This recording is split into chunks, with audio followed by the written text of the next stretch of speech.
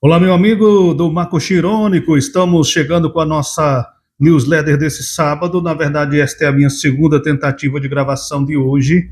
Eu gravei 30 minutos agora há pouco, mas infelizmente eu gravei online e tem dia que a nossa internet não colabora, a internet em Roraima não colabora com o nosso trabalho. Então, estamos de volta lutando contra essas dificuldades para levar até você a coluna de sábado.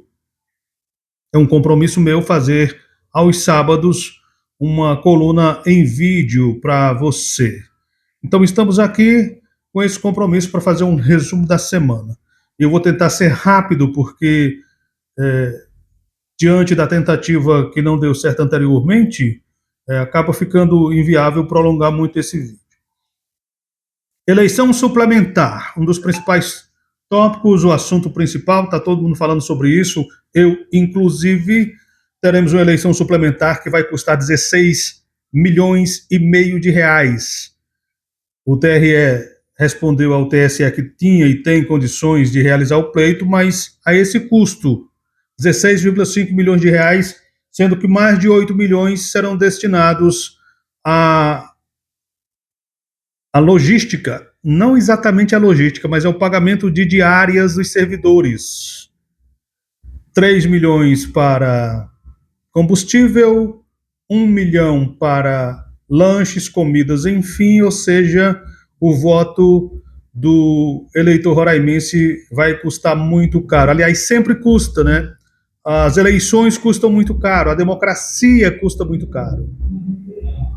Você está ouvindo um áudio, os carros de som comerciais do sábado é que não nos permite trabalhar direito. Se você estiver ouvindo um carro de som passando, perdão. Mas como eu estava dizendo, teremos um pleito suplementar que já é caótico por si só, o ambiente já não está de todo ajustado, porque a cassação da chapa vencedora de 2002, mas infelizmente a base de abuso de poder político e econômico trouxe todo esse abalo sísmico para o ambiente político de Roraima.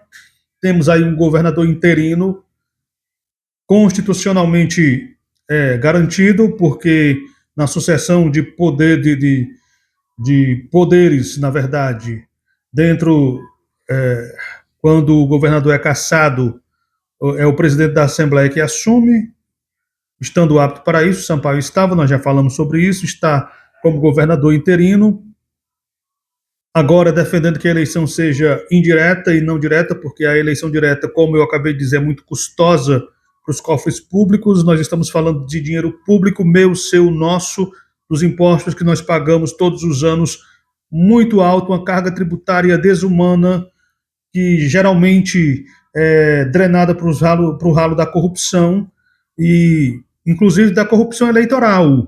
Porque por que é que nós vamos ter um pleito suplementar? Porque houve corrupção eleitoral no pleito, na eleição de 2022. Aquela eleição já foi uma das mais caras da história do Estado e do Brasil. Como se não bastasse isso, teremos um pleito extemporâneo, um pleito suplementar para a eleição de um governador provisório que vai ter um mandato aí de menos de 7 meses, no máximo 7 meses, ao custo de 16,5 milhões de reais. Eu já manifestei aqui e defendo que uma eleição indireta seria menos onerosa, menos traumática, menos custosa para a sociedade, para os cofres públicos e para todo mundo. Porque não serão só esses 16 milhões e meio de reais que serão gastos. Os partidos também vão gastar os tubos para eleger seus candidatos. Dinheiro, claro, do fundo partidário, que também é nosso, também sai dos nossos impostos, somos nós que pagamos, ou seja, está tudo na nossa conta. Você, eleitor, você, cidadão brasileiro, é tudo do nosso bolso. Então, é uma eleição direta. Alguém disse nos comentários de um dos vídeos que eu postei algumas vezes, algumas pessoas, mas o eleitor é que tem que decidir. Aliás, o senador Irã Gonçalves fez um vídeo simulando uma pesquisa em mercado público, em feiras públicas, questionando a opinião dos roraimenses, dos boavistenses mais precisamente, sobre se eles preferiam eleição direta ou indireta. No vídeo não aparece ninguém defendendo a eleição indireta. Logicamente que foi filtrado para satisfazer a defesa que o próprio senador faz da eleição direta, né? Para sustentar o seu próprio argumento da eleição direta, que é melhor, que garante a participação popular e etc. Mas do ponto de vista do dinheiro, que é o que importa,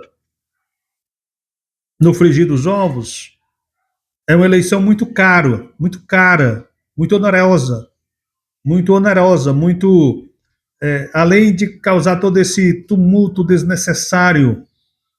Eu nunca me canso de repetir. Teremos um pleito suplementar em 21 de junho, teremos a Copa do Mundo e teremos as eleições gerais. Se não houver um vencedor com 50% dos votos mais um no primeiro turno da eleição suplementar, teremos um segundo turno. E poderemos ter um segundo turno na eleição geral, ou seja, teremos 4, o eleitor terá que ir às urnas provavelmente 4 vezes este ano aqui em Roraima. Isso é muito custoso.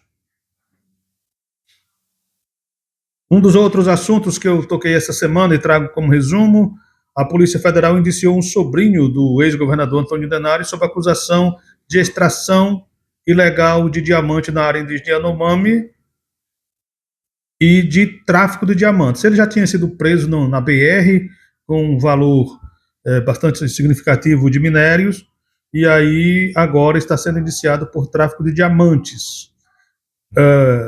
Por que é que o nome do ex-governador acaba sendo citado? Porque, segundo as investigações, conforme uma reportagem publicada no portal Metrópolis, no site Metrópolis, o endereço dado pela pessoa, pelo sobrinho, na verdade é da família, ligado à família Denário, não necessariamente exatamente sobrinho dele, mas na matéria cita como sobrinho. O endereço dado pelo empresário é a fazenda que foi declarada por Antônio Denário na sua declaração junto à Justiça Eleitoral em 2022. Fazenda lá em Iracema. E aí, não bastasse estar inelegível, agora mais essa ligação aí com esse episódio do tráfico de diamantes, porque uma pessoa da sua família foi presa e agora está sendo indiciado pelo crime de tráfico de pedras preciosas. Eu também tratei essa semana, foram tantas coisas, né? Tantas coisas que foram faladas. Teve a escola Padre Caleri lá na Vila Novo Paraíso, em Caracaraí, com os pais se queixando de uma reforma que já dura 2 anos e não termina. O material escolar sumiu, evaporou, os alunos estão estudando na chuva, sendo transferidos daqui para colar, para assistir aula em ambientes emprestados, e os pais até já plantaram bananeira nos buracos, nas crateras que se abriram em frente à escola. Edilson Damião e o seu partido União Brasil marcaram a convenção para esse final de semana, domingo, dia 17, mesmo inapto para participar do pleito, segundo a Justiça Eleitoral, por conta dos prazos partidários e por ter sido um dos causadores do dano à eleição de 2022, o dano é a corrupção do processo eleitoral, que culminou na cassação.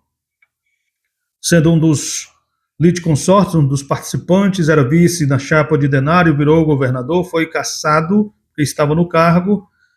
Diante disso, Edilson Damião foi considerado inapto para participar do pleito suplementar, da eleição suplementar, mas o União Brasil, seu partido, marcou a convenção para amanhã, domingo, no Centro de Tradições Gaúchas. Também vai acontecer neste domingo a Convenção do Republicanos. A Convenção do Republicanos que vai referendar, vai reafirmar o nome do governador interino, Soldado Sampaio, como candidato ao governo provisório de Roraima. Sampaio, que está aí trabalhando, uma vez investido no cargo de governador, trabalhando de forma imparável para garantir a sua primazia nas eleições, para é, angariar a simpatia, o apoio, a adesão de servidores, de prefeitos, de deputados, de, de todo mundo que pode influenciar direta ou indiretamente na sua permanência no governo, na eleição suplementar.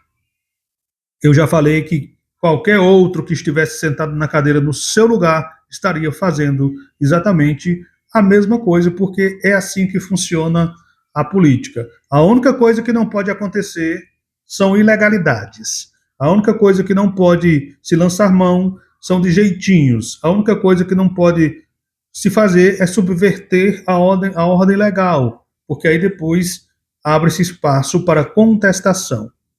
E Sampaio querendo ficar no cargo, certamente ele não vai incorrer nessas derrapadas. Ele está pagando progressões que estavam previstas, mas não foram pagas, ficaram só na promessa. Ele está concedendo melhorias salariais, ele está ajustando as questões do Hospital Geral, da CESAL, para levar melhor atendimento aos pacientes, para zerar fila de cirurgias, para acomodar melhor os acompanhantes. Já sinalizou com concurso público para bombeiros, polícia militar, também para saúde. E assim ele vai pavimentando o caminho na tentativa de se eleger governador pelo voto direto, apesar de que o Republicanos também recorreu ao TSE questionando a necessidade de uma eleição direta, quando se poderia decidir tudo numa eleição indireta, já que é um mandato tão curto, e cá para nós, não se justifica gastar tanto dinheiro para um mandato tão curto. Eu também sou defensor de uma eleição indireta, e mais, eu acho até que, para o bem geral dos cofres públicos, o TSE poderia ter determinado que o presidente da Assembleia Legislativa ficasse no governo até o final do atual mandato. Estaria amparado constitucionalmente, porque na sucessão de pessoas que podem assumir o governo do Estado diante da cassação do governante eleito por acusação de corrupção ou qualquer outro crime praticado, é o presidente da Assembleia que assume. Não podendo assumir o presidente da Assembleia, assume o presidente do Tribunal de Justiça, o que aconteceu no Rio de Janeiro. Mas no caso específico de Roraima, como aconteceu no Amazonas, o presidente da Assembleia estava apto a assumir o governo e assumiu. No Amazonas, que é um estado, já falei isso aqui, vou repetir, vou reforçar, muito mais rico, industrializado, com um PIB infinitamente maior, com uma população 4 vezes maior, foi decidida pela eleição indireta. Os deputados decidiram. Aqui, um estado mais sofrido economicamente, menor, com tantos problemas, inclusive de logística, de distâncias, se optou por uma eleição direta. É algo irracional. Irracional.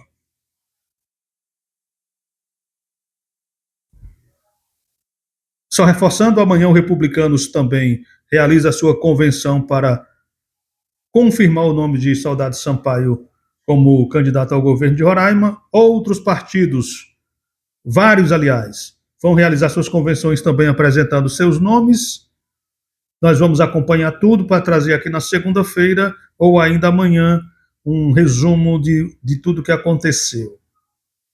E para fechar, eu informo só que servidores da saúde municipal do município do Cantá anunciam para o próximo dia 19 uma greve uma paralisação geral de 24 horas. Eles estão insatisfeitos com a desvalorização profissional, reivindicam PCCR, melhoria salarial, alguns direitos não pagos, não respeitados, condições de trabalho melhor, e por tudo isso eles vão fazer uma paralisação de advertência de 24 horas na próxima terça-feira.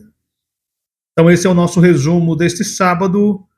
Obrigado pela sua audiência. Eu volto na segunda-feira com o nosso Umakushi irônico, cheio de sarcasmo, mas com muita verdade.